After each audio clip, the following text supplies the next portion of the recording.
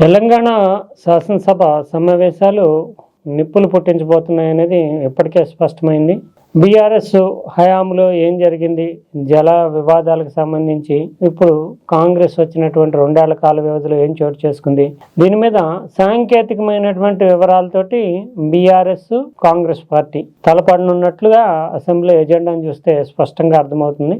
అయితే ఎవరిది పై చేయి అవుతుంది, ఎవరి మీద దాడి చేయడంలో ముందుకు వెళ్ళగలుగుతారు అనేది శాసనసభ జరిగేటటువంటి తీరు, సమావేశాల సారాంశాన్ని బట్టి తేలుతుంది. కానీ ఇప్పుడు మాత్రం ఇది ఉరిమురిమి మంగళం మీద పడ్డట్టుగా నిజానికి వీళ్ళిద్దరి మధ్య అంటే బీఆర్ఎస్ కాంగ్రెస్ మధ్య చోటు చేసుకునేటటువంటి జల చర్చ తన మీదకి ఎటు వస్తుందో అనేటటువంటి ఉద్దేశంతో కేంద్రం ఇప్పటికే జాగ్రత్త పడుతున్నటువంటి వాతావరణం కనిపిస్తూ ఉంది. ఇప్పుడు తాజాగా చూస్తే కనుక ఇటు తెలంగాణ సంబంధించినటువంటి ఉన్నతాధికారులు, అటు ఆంధ్రప్రదేశ్కి సంబంధించినటువంటి ఉన్నతాధికారులతోటి కేంద్ర జలశక్తి మంత్రిత్వ శాఖ ఆధ్వర్యంలో ఈ జల వివాదాలు, 2 రాష్ట్రాల మధ్య జల వివాదాల పరిష్కారానికి ఉన్నత స్థాయి నిపుణుల బృందాన్ని ఏర్పాటు చేసేందుకు కేంద్రం ముందుకు వచ్చింది. ఇప్పటికీ అంటే ఇది నిజానికి జూలై నెలలోనే ముఖ్యమంత్రి రేవంత్ రెడ్డి, అటు ఆంధ్రప్రదేశ్ ముఖ్యమంత్రి చంద్రబాబు నాయుడు మధ్య జరిగినటువంటి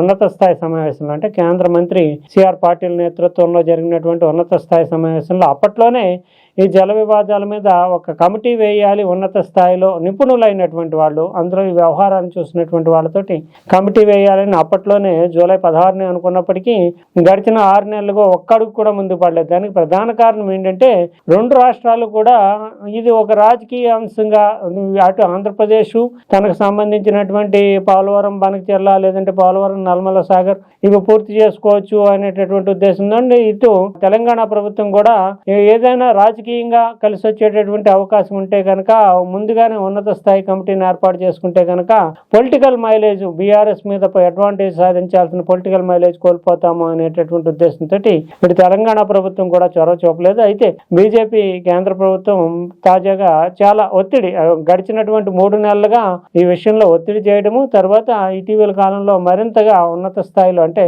కేంద్ర జలశక్తి మంత్రి స్వయంగా అటు ఆంధ్రప్రదేశ్ ముఖ్యమంత్రి తోటి తెలంగాణ ముఖ్యమంత్రి రేవంత్ రెడ్డి తోటి మాట్లాడి మీరు ఏం చేశారో 6 నెలలు అయింది అనేటటువంటి నిలదీయడంతో తాజాగా ఇటు తెలంగాణ నుంచి 7 ఇరిగేషన్ శాఖ కార్యదర్శులు, ఈఎన్సీ అంటే ఇంజనీరింగ్ చీఫ్, నీటిపారుదల మీద అవగాహన ఉన్నటువంటి వ్యక్తులు మొత్తం 7 తమ తరపున సభ్యులుగా సూచిస్తూ సిఫారసు చేస్తూ తెలంగాణ ప్రభుత్వం కేంద్రానికి ఒక నివేదిక సమర్పించింది. అటు ఆంధ్రప్రదేశ్ ప్రభుత్వం 4 తమ తరపున అంటే ఉన్నత స్థాయిలో ఉండేటటువంటి ఇరిగేషన్ వ్యవహారాలు తెలిసినటువంటి ఇరిగేషన్ శాఖకి నేతృత్వం వహిస్తున్నటువంటి కార్యదర్శి, అదే సమయంలో ఇంజనీరింగ్ చీఫ్ల స్థాయి వాళ్ళు 4 సూచిస్తూ అటు ఆంధ్రప్రదేశ్ నిర్ణయం తీసుకుంది. అయితే ఇప్పుడు ఇక్కడ తెలంగాణకి సంబంధించి 7, అటు ఆంధ్రప్రదేశ్కి సంబంధించి 4 అంటే సమన్వయము సమతూకం ఉండదు కనుక ఇటు తెలంగాణ నుంచి ఇప్పుడు మళ్ళీ మరో లేఖ కేంద్రం నుంచి రాబోతున్నట్లుగా తెలిసింది. ఎందుకంటే 4 మాత్రం మీరు దీంట్లో సెలక్షన్ చేసినటువంటి 7లో 4 మాత్రం సూచించండి అని అడిగే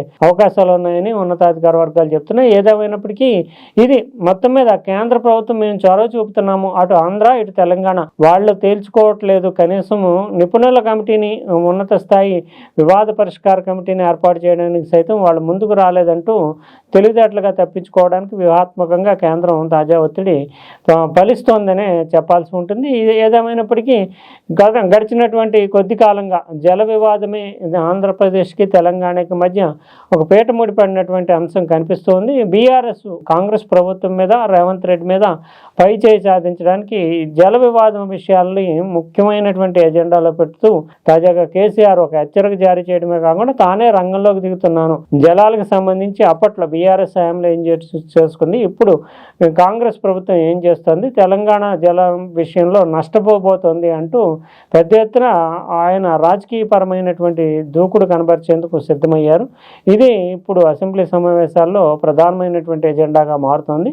అందువల్లనే రేవంత్ రెడ్డి ప్రభుత్వం కూడా కొంత ఈ విషయంలో అప్రమత్తమవుతూ మంత్రి ఉత్తమ్ కుమార్ రెడ్డి, రేవంత్ రెడ్డి స్వయంగా రంగంలోకి దిగుతూ నిజానికి ఈ పాలమూరు రంగారెడ్డి అనేది ఇప్పుడు ప్రధానమైనటువంటి ఎజెండాలోకి వచ్చిన నేపథ్యంలో ఆ నదీ పరివాహక ప్రాంతంలో ఉన్నటువంటి ఎమ్మెల్యేలు సైతము సమాచారంతో సిద్ధమవ్వాలి, బీఆర్ఎస్ని అటాక్ చేయాలి అంటూ ఎందుకంటే కేసీఆర్ రంగంలో దిగితే కేసీఆర్, హరీష్ రావు ఇరిగేషన్ వ్యవహారాల మీద హరీష్ రావుకు మంచి పట్టు ఉంది, కేటీఆర్ వీళ్ళంతా ఎదుర్కోవడం మొదలెడితే కనుక కొంచెం ఇబ్బందికరమైనటువంటి పరిస్థితి ఉంటుంది. కాబట్టి ఎమ్మెల్యేలు కూడా అటాక్ చేయడానికి సిద్ధం కావాలంటూ రేవంత్ రెడ్డి పిలుపు ఇవ్వడమే కాకుండా అందుకు సంబంధించిన సమాచారాన్ని మొత్తాన్ని ఎమ్మెల్యేలకు పంపించేటటువంటి ప్రక్రియను చేపట్టారు. ఆ మేరకు ఉన్నతాధికారుల స్థాయిలోనే నిర్ణయం తీసుకుంటూ ఎమ్మెల్యేలకి ఒక శిక్షణలాగా నిర్వహించేందుకు కూడా సిద్ధమయ్యారు.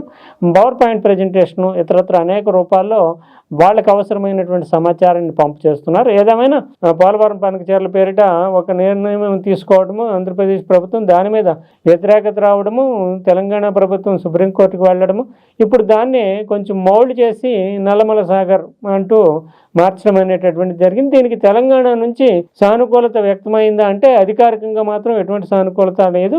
అదే సమయంలో కేంద్ర ప్రభుత్వం కూడా ఇంతవరకు గ్రీన్ సిగ్నల్ ఇచ్చినట్లుగా కూడా సూచన లేదు. ఏదేమైనప్పటికీ కూడా తెలంగాణ హక్కుల కోసం తామున్నాము అనేటటువంటి భావన ప్రజల్లో కలగాలి, ఇది ఒక పెద్ద సెంటిమెంట్ ఇష్యూగా ఉంటుంది అనే ఉద్దేశంతో బీఆర్ఎస్ ఇప్పుడు 2 ఏళ్ల పరిపాలన పైన ధ్వజమెత్తడానికి ఒక ముఖ్యమైనటువంటి పొలిటికల్ ఎజెండాగా దీన్ని తీసుకుంది.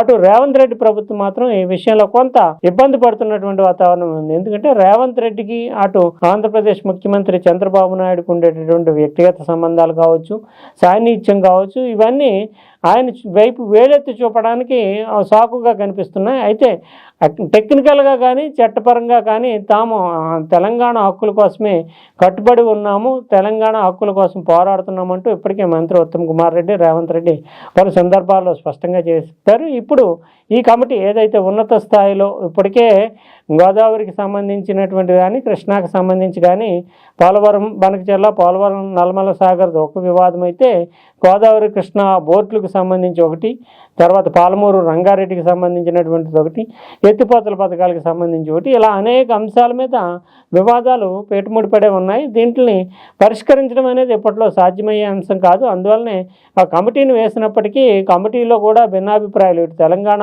తరపున సభ్యత్వం వహిస్తున్నటువంటి సభ్యులు తెలంగాణకు సంబంధించినటువంటి ప్రధాన అంశాలని, అటు ఆంధ్రప్రదేశ్ ప్రాతినిధ్యం వహిస్తున్న వాళ్ళు ఆంధ్రప్రదేశ్కి సంబంధించిన అంశాలపైన కట్టుబడి ఉండే అవకాశం ఉంది. కనుక వివాద పరిష్కారం అనేటటువంటిది కేంద్రమే చొరవ చూపాల్సి ఉంటుంది. ఏదేమైనా ఇప్పుడు మాత్రం ఈ అసెంబ్లీ సమావేశాలని పట్టి కుదిపేసే అంశం మాత్రం తెలంగాణ జల వివాదాల సమస్య అని చెప్పాల్సి ఉంటుంది.